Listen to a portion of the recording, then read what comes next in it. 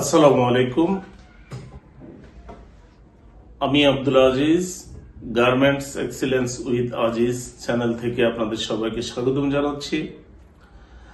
আজ হাজির হয়েছি নতুন একটা ভিডিও নিয়ে, সেটা হলো ফিডব্যাক। ফিডব্যাক আমাদের দৈনন্দিন জীবনে অপরিহার্য একটা অংশ। আমরা যে কাজ করি তা অন্যের প্রতিক্রিয়া বা অন্য যে কাজ করে তাদের একটা প্রতিক্রিয়া দেওয়ার নামে হলো ফিডব্যাক। এই ফিডব্যাক আসলে কত ধরনের হয় বা কি ধরনের হয়, এই ফিডব্যাক কেন এত প্রয়োজনীয়, আজকের এই ব্লগে আমি এটাই আলাপ করব। চলুন শুরু করা যাক আজকের টপিক নিয়ে। তবে তার আগে একটা অনুরোধ, আপনারা সবাই যদি ভিডিওটি উপকারী মনে করেন তাহলে লাইক করবেন, শেয়ার করবেন এবং আপনাদের ভ্যালুয়েবল কমেন্টস জানাবেন। যদি ওই চ্যানেলে আমি নতুন শুরু করছি, আসলে এটার উদ্দেশ্য হলো যে আমি যতটুকু জানি এটুকু মানুষের সাথে শেয়ার করা। যদি কারো উপকার হয় তো নিশ্চয় ভালো লাগবে।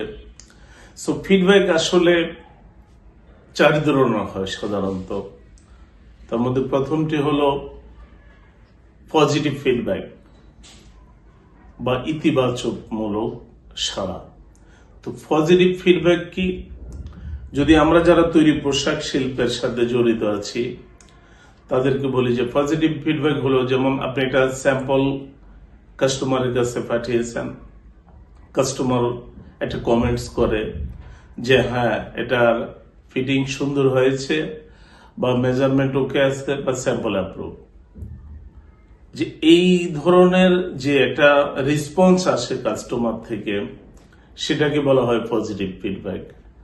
আর একটা হলো নেগেটিভ ফিডব্যাক, যে আপনি যে কাজটা করলেন বা আপনি এটা ধরুন এটা স্যাম্পল পাঠালেন, সেই স্যাম্পলটাকে কাস্টমার রিজেক্ট করলো, বললো যে না এই কাজের স্যাম্পলটা তোমার এই মেজারমেন্ট অনুযায়ী হয় নাই বা এটা কাস্টমার এক্সপেকটেশন মিট করে নাই, এটা রিজেক্ট। এটা হলো নেগেটিভ ফিডব্যাক।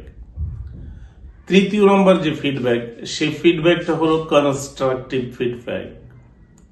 এই কনস্ট্রাকটিভ ফিডব্যাকটাই হলো আসলে প্রকৃত ফিডব্যাক, যেটা আপনার আমরা পেলেও উপকার হবে আর আমরা কাউকে দিলেও উপকার হবে। এখন এই কনস্ট্রাকটিভ ফিডব্যাকটা কি?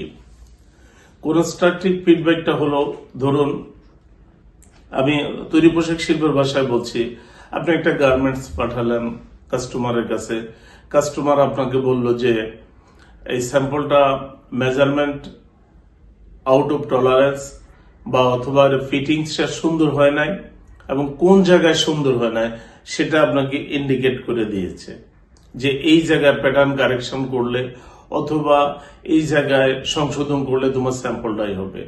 মানে আপনাকে এটা ফিডব্যাক দিবে, সে ফিডব্যাকে বলেও দিবে যে কোথায় কোথায় আপনার কারেকশন করতে হবে। আরেকটা হলো যে চতুর্থ নম্বরে যেটা হলো ডিস্ট্রাকটিভ ফিডব্যাক, যে ফিডব্যাকটা আপনাকে কোনো কিছু বলবে না, শুধু বলে দিবে নেগেটিভ একটা বলে দিবে যে আপনার স্যাম্পলটা রিজেকশন হয়েছে এবং কোথায় কি জন্য সেটা আপনাকে বলবে না। আর এটাই হলো কনস্ট্রাকটিভ ফিডব্যাক। এই ফিডব্যাক মানে আপনাকে সমালোচনা করলো, জাস্ট আপনার ভুলগুলো কোথায় কোথায় আছে সেগুলো বলে দিল, কিন্তু আপনাকে কোনো কমেন্টস করলো না বা আপনাকে কোনো কিছুই বললো না, সেটা হলো কনস্ট্রাকটিভ ফিডব্যাক। এখন ফিডব্যাক আপনার কি কি কাজে আসে বা এই ফিডব্যাক আপনাকে কি ধরনের উপকার করবে? ফিডব্যাক আপনার লাইফে বা আপনার ক্যারিয়ারে উন্নত করতে সহযোগিতা করবে। আর এই ফিডব্যাক দ্বিতীয়ত আপনার যে নিজের দুর্বলতাগুলো আছে বা আপনার স্ট্রেংথ কতটুকু, আপনার উইক পয়েন্ট কতটুকু, এগুলো আপনি জানতে পারবেন। ফিডব্যাক আপনার শিক্ষা এবং দক্ষতা বাড়াবে।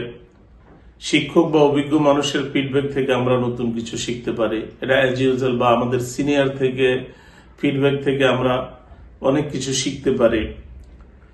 সবচেয়ে বড় যে বিষয়টা হলো যে ফিডব্যাক, পজিটিভ ফিডব্যাক আমাদের আত্মবিশ্বাসকে বাড়ায়। ধরুন একজন একটা কাজ করলো, আপনি বললেন যে ওয়েল ডান, তুমি ভালো করেছো, তাহলে সে এতে এনকারেজ হবে এবং ফিউচারে সে আরো অধিক উৎসাহিত হয়ে কাজ করবে। তারপর কমিউনিকেশনটাকে ডেভেলপ করে, যে আপনি কাউকে একটা, যেমন আপনার ফেসবুক বা সোশ্যাল মিডিয়াতে কোনো একটা পোস্ট করলো, আপনি তাকে একটা কমেন্টস করলেন, আপনি আপনার অপিনিয়নটা জানালেন, সে আপনাকে আবার তার একটা ফিডব্যাক দিল বা অপিনিয়ন দিল যে ইউ আর রাইট, অথবা তুমি এটা সঠিক না, এটা আসলে এই হবে। সো ফিডব্যাক এই জন্যই আমাদের অত্যন্ত গুরুত্বপূর্ণ যে আমরা ফিডব্যাক নিব এবং ফিডব্যাক দিব। আর এই ফিডব্যাক আমাদেরকে যে কোনো বাধা অতিক্রম করতে সাহায্য করে। সো আজকে এই পর্যন্তই। ধন্যবাদ। ভিডিওটি ভালো লাগলে লাইক, শেয়ার, কমেন্টস করবেন। আবার দেখা হবে অন্য কোনো টপিক নিয়ে, অন্য কোনো ভিডিওতে।